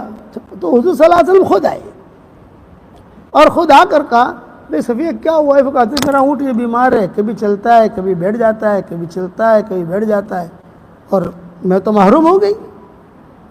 تو آپ نے فرمایا تم ٹینشن نہ لو، اتنا بڑا قافلہ ہے، کوئی تمہیں اونٹ نہیں دے گا. یہ آپ نے کہا بھائی اتنا بڑا قافلہ ہمارے ساتھ ہے، تم ماں ہو ان کی، تمہیں کوئی اونٹ نہیں دے گا، اس کا ٹینشن نہ لو تم. اب حضور جو ہے وہ چپ کر رہے تھے اور جذبات میں رو رہی تھی. یاد ہے حدیث میں آیا کہ حضور صلی اللہ علیہ وسلم نے اپنے ہاتھ سے ان کے آنسو پوچھے، لیکن آواز نکل رہی تھی. آواز جب زیادہ نکلی تو مائیں جمع ہو گئیں. جب مائیں جمع ہو گئیں، ماؤں نے کہا تو جتنا وہ چپ کرنا چاہے اتنا ان کا رونا بڑھ رہا تھا. تو آپ صلی اللہ علیہ وسلم نے اعلان کیا بھائی سفر آج کا کینسل، قافلے یہیں پر پڑاؤ ڈال دو. حالانکہ جانا کہاں ہے؟ مقام ابوا. حضور کی خواہش میری ماں کی قبر کے بعد آج رات کو میں وہاں ٹھہروں گا، جو بھی ماں کا پیار ہوتا ہے. اور آپ نے اعلان کر دیا کہ آج کا سفر کینسل، مقام ابوا بعد میں دیکھیں گے. چلو اب یہ سارا سامان اتارو، خیمے لگاؤ، یہ کرو وہ کرو. تو حجۃ الوداع میں ترتیب یہ ہوتی تھی کہ حضور صلی اللہ علیہ وسلم کے لیے خیمہ لگتا تھا، اور ایک ماں کی باری ہوتی تھی، وہ حضور صلی اللہ علیہ وسلم کی خدمت کے لیے رات بھر رکتی تھی، حضور کی خدمت کرتی تھی. پھر دوسری رات میں دوسری ماں کی باری، تیسری ماں کی باری، یہ ترتیب تھی. اب وہ جو خیمے لگ گئے اور حضرت صفیہ کو احساس ہوا کہ ارے میری وجہ سے سارا قافلہ رک گیا، یعنی میری وجہ سے رکا، اور سارا کا سارا جو ہے معاملہ، یعنی حضور کی بھی خواہش تھی آج رات میں وہاں گزاروں گا، رات یہاں گزار رہے حضور. سوچنے لگی کیا کروں کیا کروں، ایک فکر سوار ہو گیا. اتفاق کی بات یہ تھی کہ آج کی جو رات تھی وہ حضرت صفیہ کی باری تھی. تو اور ٹینشن، ارے یار آج کی رات تو میری باری ہے اور میں حضور کے پاس جاؤں گی تو پتہ نہیں کیا ہوگا وہاں، اب کیا کروں. امہات المومنین کے دو ٹولیاں تھیں. ایک ٹولی کی ذمہ دار حضرت عائشہ، ایک ٹولی کی ذمہ دار ام سلمہ. دونوں کو دونوں حضرت عائشہ ام سلمہ اگر کسی بات پر جمع ہو جائیں تو حضور ٹینشن فری ہو جاتے تھے. لیکن ایک نے بھی اگر کچھ سمجھ گئے نا، کوئی شوشہ چھوڑ دیا یا کچھ مخالفت کی تو حضور کہتے تھے مجھے ٹینشن آتا تھا. کہ دو ٹولیاں تھیں، ایک کی حضرت عائشہ ذمہ دار، ایک کی حضرت ام سلمہ. یہ حضرت صفیہ حضرت ام سلمہ کی ٹولی نہیں تھی، حضرت عائشہ کی ٹولی میں نہیں تھی. لیکن اب ان کے دل میں آیا کہ یار ام سلمہ سے تو کام بننے کا نہیں، آج عائشہ سے کام بنے گا. انہوں نے جو اپنا ووٹ بدل دیا، سیدھی آ گئی حضرت عائشہ کے پاس. یہ فرمایا کہ بہن جی آپ کو پتہ ہے جو کچھ ہوا ہے، میں حضور کا اخلاق بتا رہا ہوں، آج جو کچھ ہوا ہے پتہ ہے، اور ابھی سورج غروب ہونے میں 4-5 گھنٹہ دیر ہے، کچھ ترتیب ایسی کرو کہ حضور کی ناراضگی ختم ہو جائے، اور کچھ یہ کرو. آج میری باری ہے اتفاق سے، اور مجھے ابھی سے ٹینشن ہے، میں کیا جواب دوں گی، میں کیا بولوں گی، کیا کہوں گی، کیا کروں عائشہ، کیا کروں، میں کیا کروں. تو حضرت عائشہ نے کہا مجھے سوچنے تو دو. حضرت عائشہ نے کہا ام سلمہ سے جا کے پوچھو، وہ ٹولی ہے نا کہ ان سے پوچھو. یہ حضرت عائشہ نے کہا کہ مجھے سوچنے دو، میں سوچ کے بتاتی ہوں. لیکن یہ ضد پر تھی حضرت صفیہ، یہ کہا نہ مجھے جلدی بتاؤ، مجھے جو بخار چڑھ رہا ہے اور مجھے جو حالت میری خراب ہو رہی ہے. تو حضرت عائشہ نے کہا کہ دیکھو حضور صلی اللہ علیہ وسلم کچھ نہیں کہیں گے، تم تو جاؤ اپنی باری میں خدمت کرو حضور صلی اللہ علیہ وسلم کی. کچھ نہیں کہیں. نہیں مجھے ٹینشن ہے، میرے ذہن میں یہ بات آ رہی ہے کہ آج کی رات میں تم چلے جاؤ، تمہاری باری میں چلے جاؤں گی. یہ حضرت عائشہ سے کہا. حضرت عائشہ نے کہا بہت اچھا. اب حضرت عائشہ آ گئی حضور کے پاس رات میں غروب ہونے کے بعد. حضور نے دیکھا، آپ نے فرمایا اچھا اویش تم کیسے آ گئی، تمہاری تو باری ہے نہیں. یہ حضور نے سوال کیا، بھی آج تو باری صفیہ کی ہے تو تم کیسے آ گئی. تو حضرت عائشہ نے کہا ذالک فضل اللہ یؤتیہ من یشاء، یہ تو اللہ کا فضل ہے، اللہ جسے دے. صفیہ نے مجھے بھیجا ہے. اچھا ٹھیک ہے کوئی بات نہیں. اب حضرت عائشہ خدمت میں لگ گئی، دوائیں پلانی ہے، کھانا کھلانا ہے، پانی دینا ہے، جو بھی ترتیب ہے. اور وہاں حضرت صفیہ پوری رات دعا مانگ رہی ہے، اللہ خیر، اے اللہ خیر. صبح پتہ نہیں کیا خبر لاتی ہے عائشہ، کیا خبر لاتی ہے. اب جب صبح ہو گئی اور خیمے اٹھنے لگے، حضرت صفیہ جو ہے وہ دور کھڑی ہوئی تھی. حضرت عائشہ بھی اپنے کپڑے یا اپنا جھولا یا اپنے لے کے نکلنے لگی. تو حضرت صفیہ کی نگاہ حضرت عائشہ کے اوپر ہے. کیا ہوا کچھ کہا تو نہیں، کچھ کہا پوچھ رہی ہے. تو حضرت عائشہ نے کہا سامان تیار کرو. سامان ہوا کیا؟ حضرت عائشہ خاموش ہو. پھر حضرت صفیہ بھاگی آئی حضرت عائشہ کے پاس. عائشہ خالی مجھے اتنا بتا دو رات کو حضور ناراض تو نہیں تھے؟ تو حضرت عائشہ نے کہا کہ صفیہ پوری رات میں نے گزاری، خدائے پاک کی قسم ایک مرتبہ بھی تمہارا نام زبان پر نہیں آیا ہے، اور ایک مرتبہ بھی حضور نے نہ اشارتاً نہ کنایتاً یہ تذکرہ نہیں کیا کہ آج صفیہ نے کیا کیا. ماں کے قبر پر جانا تھا مجھے، وہ وادی میں رات گزارنی تھی، سارا قافلہ رک گیا یہاں صفیہ کی وجہ سے. کیسے ایک مرتبہ بھی کچھ کہا نہیں. بالکل ٹینشن فری ہو جاؤ. اور میں مثال لے کے سمجھاتا ہوں، اس زمانے میں گاڑیاں تو تھی نہیں. یہ فرمایا کہ بس اب تمہاری گاڑی جو ہے نا پٹری پر آ گئی ہے، گریس لگاتے جاؤ، چلتے جاؤ، کچھ ہوا نہیں ہے. حضور بھول گئے. یہ اخلاق تھے حضور کے. اور ہمارے یہاں تو بھائی بتاؤ تو صحیح یار، فجر کی نماز پڑھتے ہیں کہ بس شروع، رات کو سوتے وقت کہ بس شروع. اسی لیے ایک جملہ یاد رکھنا، دل کی دو قسمیں ہیں، ایک قلب سلیم، ایک قلب سقیم. سلیم دل اسے کہتے ہیں جس دل کے اندر کسی کے بارے میں کوئی برائی نہ ہو، نہ حسد ہو، نہ کینہ ہو، نہ بغض ہو، کچھ نہیں، اسے کہتے ہیں قلب سلیم. تو قلب سلیم والی کی ساری دعائیں قبول ہوتی ہیں، عبادتیں قبول ہوتی ہیں، چلے قبول ہوتے ہیں، 3 چلے قبول ہوتے ہیں، مسجد و جماعت میں بیٹھنا قبول ہوتا ہے، 3 دن قبول ہوتے ہیں، سب قبول ہوتے ہیں جو قلب سلیم والا ہے. اور ایک قلب سقیم، بیمار دل. کیا مطلب بیمار دل کا؟ حسد بھرا ہوا، کینہ بھرا ہوا، کپٹ بھرا ہوا، وہ اچھا نہیں ہے، وہ خراب ہے، وہ خراب ہے، وہ خراب ہے. اس کی کوئی عبادت قبول نہیں ہوتی، دعا بھی قبول نہیں ہوتی. ہم کہاں پر ہیں؟ یہ مسئلے پر تو ساری دنیا کے علماء کا اتفاق ہے. اسی لیے حضور صلی اللہ علیہ وسلم دعا مانگتے تھے، اللہم انی اسألک قلبا سلیما. ہاں نیکیاں ملیں گی. ہم نے مغرب کی نماز پڑھی، دل میں کچرا ہے، تو فرشتہ کیا کہے گا؟ اس نے مغرب کی نماز پڑھی، اوکے. نیکیاں، یہ کہ نیکیاں بھی اوکے، قبول کرنا. اللہ کا ایک ہی قانون ہے قبول کرنے کے لیے، انما یتقبل اللہ من المتقین. اللہ تعالیٰ تقوی والوں کا قبول کرتا ہے، اور تقوی والا جو ہوتا ہے وہ قلب سلیم والا ہوتا ہے۔ اب بتاؤ ہم کہاں پر جا رہے ہیں؟ آج بھی خود اپنے بارے میں سوچیں۔ اسی لیے قرآن میں کہا الا من اتى اللہ بقلب سلیم، اسی لیے قرآن میں کہا اذ جاء ربہ بقلب سلیم وان من شیعته لابراہیم۔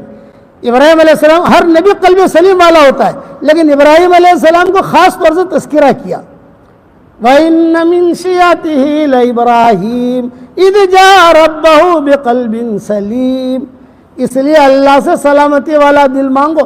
آج کل تو بیوی سوئی ہوئی، شوہر سویا ہوا، شوہر کے دل کے اندر اس کے بارے میں کچھ بھرا ہوا، اس کے دل میں اس کے بارے میں کچھ بھرا ہوا۔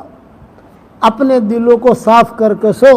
ہماری شریعت میں نیکیاں کمانا بہت آسان ہے، نیکی قبول کرانا سب سے زیادہ مشکل ہے۔ پڑھو میرے ساتھ، ربنا اغفر لی ولوالدی وللمؤمنین یوم یقوم الحساب۔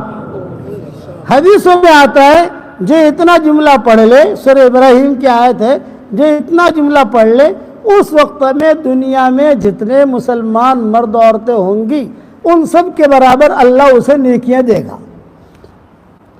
کتنا آسان ہے نیکیاں کمانا۔ میاں بیوی ایک دوسرے کی طرف پیار سے دیکھے اور دونوں مسکرائیں تو طبرانی کی روایت ہے کہ اللہ بھی مسکراتے ہیں۔ کتنا آسان ہے، گھر جا کر عمل کر لینا بھائی۔ ایک میاں بیوی دیکھ کر مسکرانا، لیکن محبت سے، یہ نہیں مول صاحب نے گدو سے اتلا ہوش ہو تاری ماری جو لڑائی سے تو سچ، یہ نہیں۔ یہ حدیثوں میں آتا ہے میاں بیوی ایک دوسرے کی طرف محبت کی نگاہ سے دیکھیں اور مسکرائیں، اللہ مسکراتے ہیں۔ میاں بیوی ایک دوسرے سے مصافحہ کریں تو 10 انگلیاں اس کی 10 انگلیاں اس کی، تو ان دونوں کی انگلیوں سے گناہ ایسے جھڑتے ہیں جیسے پانی کا نل کھولو آپ تو پانی کا دھڑ دھڑ دھڑ دھڑ نیچے گرتا ہے۔ ہماری شریعت میں نیکیاں کمانا بہت آسان، گناہ معاف کرانا بہت آسان، سب سے زیادہ مشکل کیا ہے بھائی؟ قبول کرانا۔ اس لیے قبول کراؤ، انما یتقبل اللہ من المتقین۔ میرے والد صاحب رحمۃ اللہ علیہ فرماتے تھے کہ اللہ ہمارا ایک سجدہ بھی قبول کر لے ہمارا بیڑا پار ہے۔ چلے 3 چلے تو بہت بڑی چیز ہے، لیکن یہ ایک سجدہ قبول کر لے تو نیکیاں چپ کے ایسی کرو، چپ کے کہ جو ہے کہ اللہ تو قبول کر، اللہ تو قبول کر، کرو گے انشاءاللہ۔ اور ایک وظیفہ بتاؤ، وظیفہ اللہ کا نام ہے صمد۔ قل هو اللہ احد اللہ الصمد لم یلد ولم یولد ولم یکن لہ کفوا احد۔ تو یہ لفظ صمد جو ہے پورے قرآن میں صرف ایک مرتبہ آیا ہے، سورہ اخلاص میں، اور کہیں ملے گا نہیں جہاں تک میری تحقیق ہے۔ آج میں کٹھامن سے آ رہا تھا تو ہمارے جو بچے طلبہ ہیں نا، میں نے عصر کے بعد ان سے کہا بھائی قرآن شریف میں لفظ صمد سورہ اخلاص میں ہے، یہ تو پکی بات، لیکن پورے قرآن میں کہیں نہیں ہے۔ فجر کی نماز میں پڑھوں گا انشاءاللہ، اگر کوئی مجھے نکال کر دکھا دے تو دوسری صورتوں میں بھی صمد ہے تو اس کو 2000 روپے انعام دوں گا۔ سب بچوں کو لگا کہ آیا ہوں، ہاں فجر میں آئیں گے۔ جہاں تک میری تحقیق ہے علماء نے لکھا ہے کہ صمد یہ اتنا بڑا نام ہے اللہ کا کہ صرف ایک ہی جگہ آیا ہے، ایک جگہ سورہ اخلاص میں۔ تو سلف صالحین جو ہے کہتے تھے یا اللہ یا صمد، یا اللہ یا صمد، ہمیں قلب سلیم عطا فرما۔ اس کے بعد دعا قبول ہوتی ہے۔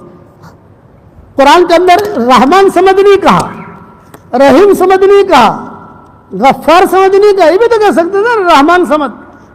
بے اللہ جب صمد کے آگے نام لانا تھا تو ودود صمد کہہ سکتے تھے، یہ تو قافیہ ہی ملتا ہے، ودود صمد، شکور صمد، رحمان صمد، رحیم صمد، غفور صمد، کچھ نہیں، اللہ الصمد۔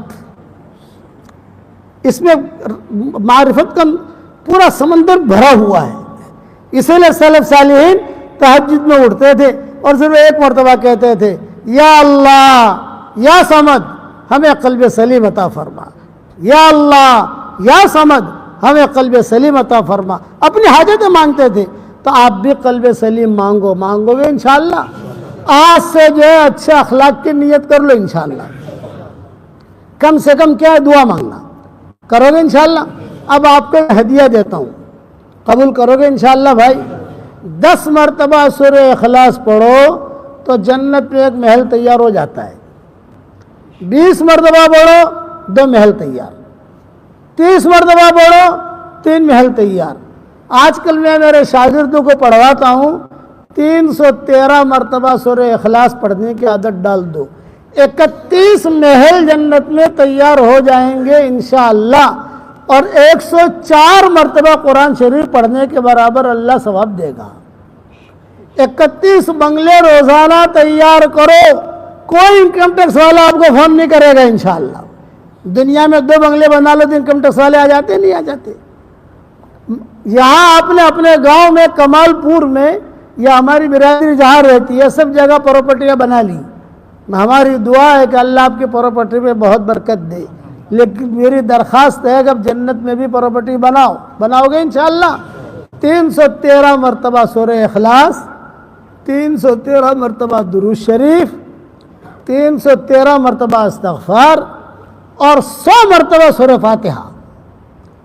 اسے پڑھنے کی عادت ڈالو. اور آسان طریقہ بتاؤں, 313 والا آسان طریقہ, فجر کی نماز کے بعد 65 مرتبہ پڑھ لو, ظہر کی نماز کے بعد 62 مرتبہ پڑھ لو, عصر کی نماز کے بعد 62 مرتبہ پڑھ لو, مغرب کی نماز کے بعد 62 مرتبہ پڑھ لو, عشاء کی نماز کے بعد 62 مرتبہ پڑھ لو. یہ 313 ہو گئے. یہ آسان ہے کہ نہیں؟ اور 100 مرتبہ سورہ فاتحہ, یہ تو سدا بہار ہے. علامہ ابن تیمیہ رحمۃ اللہ علیہ اپنے شاگردوں کو کہتے تھے کہ مجھے جو کچھ بھی ملا ہے سورہ فاتحہ کی برکت سے ملا ہے. سورہ فاتحہ میں ساری دعاؤں کا مجموعہ ہے. سورہ فاتحہ سے دوستی کر لو. علامہ ابن قیم جو ان کے شاگرد ہیں خاص, وہ کہتے تھے فجر کی نماز کے بعد میں ان کے بعد بیٹھ جاتا تھا تو وہ بیٹھے بیٹھے سورہ فاتحہ ہی پڑھتے تھے اشراق تک. میں پوچھتا تھا کہ حضرت سورہ فاتحہ, ارے تجھے کیا پتا, میں جس درجے تک پہنچا ہوں, بڑے عالم گزرے ہیں ابن تیمیہ رحمۃ اللہ علیہ, اللہ ان کے قبر کو روشن کرے. وہ کہتے ہیں جو کچھ بھی اللہ نے مجھے دیا, مال دیا ہو, جان دیا, جان میں برکت دی, مال میں برکت دی, جیل میں رکھا تو بھی اللہ نے کام لیا مجھ سے, سورہ فاتحہ کی برکت ہے. تو میں 313 تو نہیں پڑھواتا اس کو, ابھی 100 مرتبہ پڑھواتا ہوں سورہ فاتحہ. 24 گھنٹے میں پورا کرو تو اللہ تعالیٰ بہت نوازے گا انشاءاللہ. کرو گے انشاءاللہ. اور ایک حدیث سنا کر بات ختم کروں. ایک صحابی تھے, ان کا نام تھا معاویہ ابن معاویہ لیثی انصاری. تبوک نہیں جا سکے, بیمار تھے. حضور صلی اللہ علیہ وسلم تبوک پہنچے, ان کا انتقال ہو گیا مدینہ میں. تو حضرت جبریل آئے تبوک. حضرت وہ معاویہ ابن معاویہ لیثی انصاری کا انتقال ہو گیا. اچھا ہم کیا کریں حضرت؟ وہی جنازہ پڑھ کے دفن کر دیں وہاں. آپ نے فرمایا نہیں, ان کی لاش یہاں لاؤ. چنانچہ آسمان کے سارے فرشتے ان کی لاش کو اٹھا کر تبوک لے گئے. 600-700 کلومیٹر ہے مدینہ منورہ سے تبوک. اور وہاں حضور صلی اللہ علیہ وسلم نے ان کا چہرہ بھی دیکھا, اور حضور نے جنازے کی نماز بھی پڑھائی, اور سارے صحابہ نے پڑھی جتنے تبوک میں گئے تھے. پھر حضرت جبریل نے پوچھا حضرت یہ دفن کر دے تبوک میں؟ آپ نہیں بقی میں دفن کرو. اب صحابہ بقی لے گئے. لیکن حضور صلی اللہ علیہ وسلم نے حضرت جبریل سے پوچھا, جبریل آدمی مرتا ہے وہاں دفن ہو جاتا ہے, ان کو اتنا اعزاز کیوں ملا؟ یہ اعزاز ہے نا. تو ان کا انتقال مدینہ میں ہوا, آسمان سے فرشتے آئے, حضور سے اجازت مانگی, جبریل جیسا فرشتہ آیا, اجازت مانگی سب, اور پھر جو حضور نے جنازے کی نماز پڑھی, پھر دفن ہوئے بقی میں. یہ اعزاز کیوں ملا؟ حضرت جبریل نے کہا حضرت اس لیے اس کی عزت اتنی ہوئی ہے, اور اس لیے اسے اتنا اعزاز ملا ہے کہ یہ سورہ اخلاص بہت پڑھتا تھا. اس لیے بغیر گینے پڑھتے رہو. رات کو جب تک نیند نہ آوے نا یوٹیوب نہیں دیکھنے کا, خبریں نہیں سننے کی, جھوٹی خبریں نہیں سننے کی. رات کو نیند نہیں آتی, کروٹ بدلتا رہتا ہے آدمی.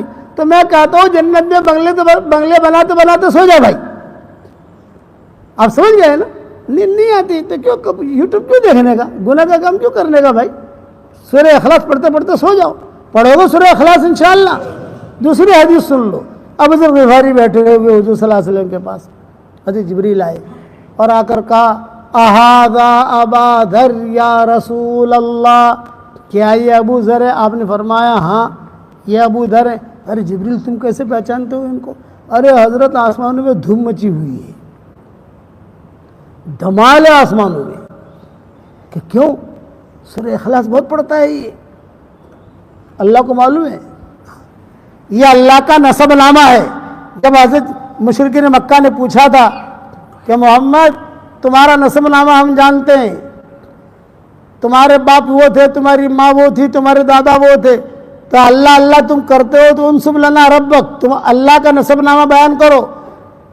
یہ آیت نازل ہوئی, یہ سورت نازل ہوئی, سورہ اخلاص. ہاں, اور پھر جو ہے حضرت جبریل جب لے کر آئے تو سارے فرشتے کہنے لگے ارے بھائی اتنی عزت کے ساتھ کیا لے جا رہے, کیا؟ یہ فرمایا یہ اللہ کا نسب نامہ ہے, اللہ کا نسب نامہ لے کے جا رہا ہوں. اسی لیے سبد کا جملہ صرف سورہ اخلاص میں آیا اور کہیں نہیں آیا. اللہ الصمد, اور اللہ اور سمد ملایا, رحمت اور سمد نہیں ملایا, رحیم اور سمد نہیں ملایا. وہ تو میرے بیان میں انشاءاللہ آ جائے گا, یہ میری تفسیر جب چھپے گی اللہ تعالیٰ توفیق دے گا اس کے اندر ہم لکھ دیں گے. لیکن آپ پڑھو یا اللہ یا سمد کہہ کر دعا مانگو گے انشاءاللہ. ایک مرتبہ پڑھ لیں گے کہ دن میں کیا فرق پڑتا ہے. اور سب کے لیے دعا مانگنے کا, یا اللہ یا سمد تیری مخلوق میں سے جو پریشان ہے اس کی پریشانی دور کر, جس کی جو حاجت ہے اس کی حاجت پوری کر. تو فرشتہ کیا کہے گا؟ اللہ تعالیٰ تیری پریشانی بھی دور کرے, تیری حاجت بھی دور کرے. اتنا میٹھا مولوی پالنپور میں نہیں ملے گا آپ کو جتنا آسان سمجھا دے. کرو گے انشاءاللہ. اچھا چلو, اب ہے ہمارا دعوت کا کام. یہ ہمارا دعوت کا کام سدا بہار ہے. ہماری جو عزت ہے دعوت تبلیغ کی برکت سے ہے. ہمارے پاس کچھ نہیں تھا, سودی کاروبار میں تھے, نہ ہمارے پاس مدرسے تھے, نہ ہمارے پاس مسجدیں تھیں, نہ کچھ نہیں تھا. آج دعوت و تبلیغ کے برکت سے مدرسے بھی دے دیے, زمینیں بھی دے دی, مال بھی دے دیا, سب دے دیا. تو دعوت کا کام کو اپنا کام بناؤ گے انشاءاللہ. اب اس کے لیے میں تشکیل یہ کرتا ہوں, 3 جلد کی تشکیل کرنی پہلے. کیا کیا کیا ترتیب جا رہی ہے؟ یہاں تیار ہو گئی؟ ہاں مکمل.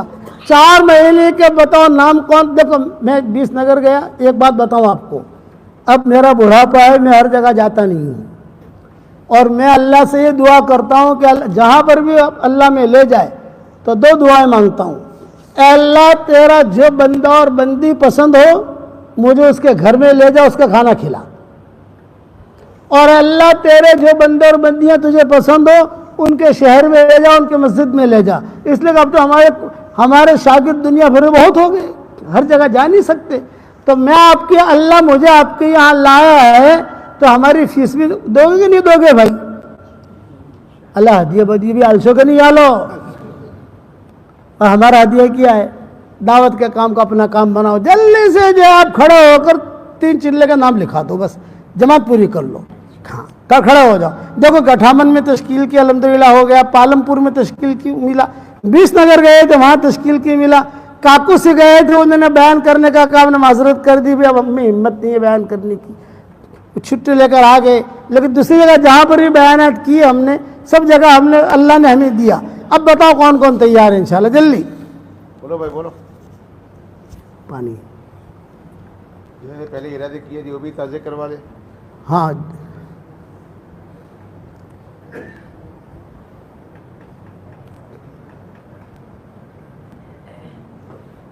بولو بھائی بولو. جن لوگوں نے ارادے کیے ہوں وہ بھی تو اپنا تازہ کروا لیں. بقرعید کے بعد جانا ہے, بقرعید کے بعد جانا ہے, کل نہیں جانا. بقرعید کرو آرام سے ماشاءاللہ یہاں پر, اس کے بعد نکلنا ہے. تو ٹائم ہے الحمدللہ.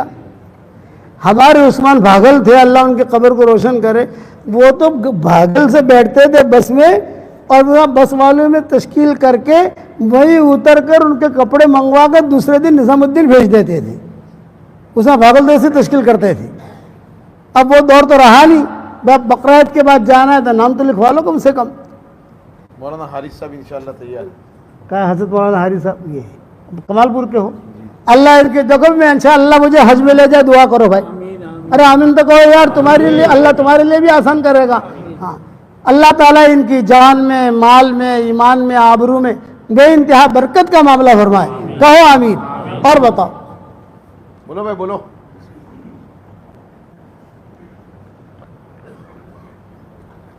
4 مہینے کی جماعت آپ لوگوں کے 10 آدمی کی بنتی ہے. کتنی بنتی ہے؟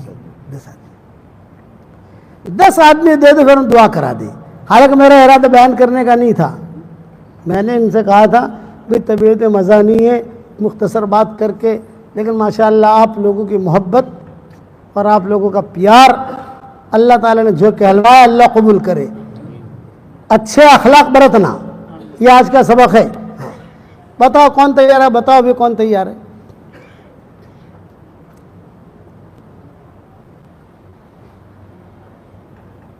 قرب و جوار سے بھی تو آئے ہوں گے. جی آئے ہیں, پورے حلقے سے آئے ہیں. آصف بھائی انشاءاللہ تیار ہے, اللہ تعالیٰ آسان کرے. ماشاءاللہ اللہ ان کی جان میں, مال میں, ایمان میں, آبرو میں بے انتہا برکت کا معاملہ فرمائے. کہو آمین. اور بولو بھائی.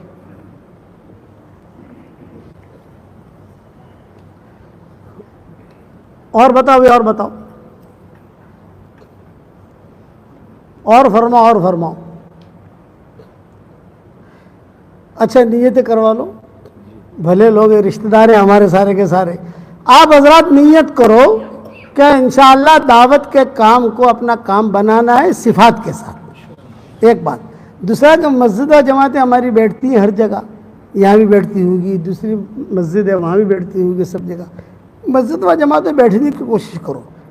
میرے والد صاحب رحمۃ اللہ علیہ ایک بات کہتے تھے کہ دعوت تبلیغ والی جماعت اتنی اچھی ہے کہ کوئی محبت کی نگاہ سے اسے دیکھے گا بھی تو بھی اللہ اسے قبول کر لے گا. یہ ہمارے ابا کا نام تو سنا ہوگا نا آپ نے, مولانا عمر صاحب عالم پوری, اور بیانات بھی سنے ہوں گے آپ لوگوں نے.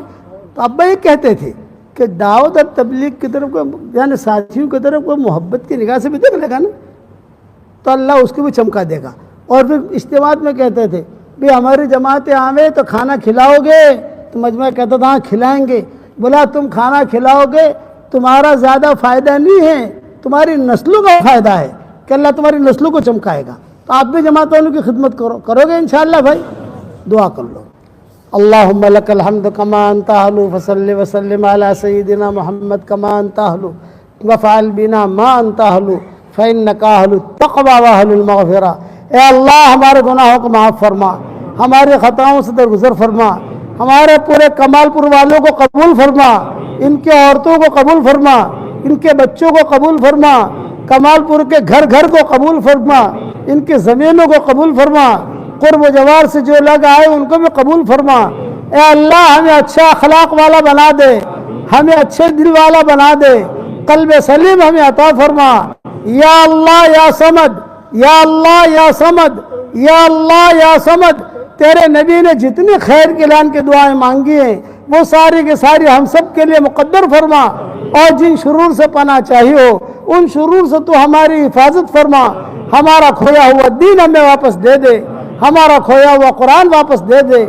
دعوت و تبلیغ کے کام کی حفاظت فرما, کام کرنے والوں کی حفاظت فرما. اے اللہ جس کے دل میں یہ جائز مرادیں ہوں عافیت سے ان کے جائز مرادوں کو پوری فرما کر اس میں خیر کی شکلیں اور صورتیں پیدا فرما. اے اللہ اچانک کا خیر ہمیں نصیب فرما, اچانک کے شر سے ہماری حفاظت فرما.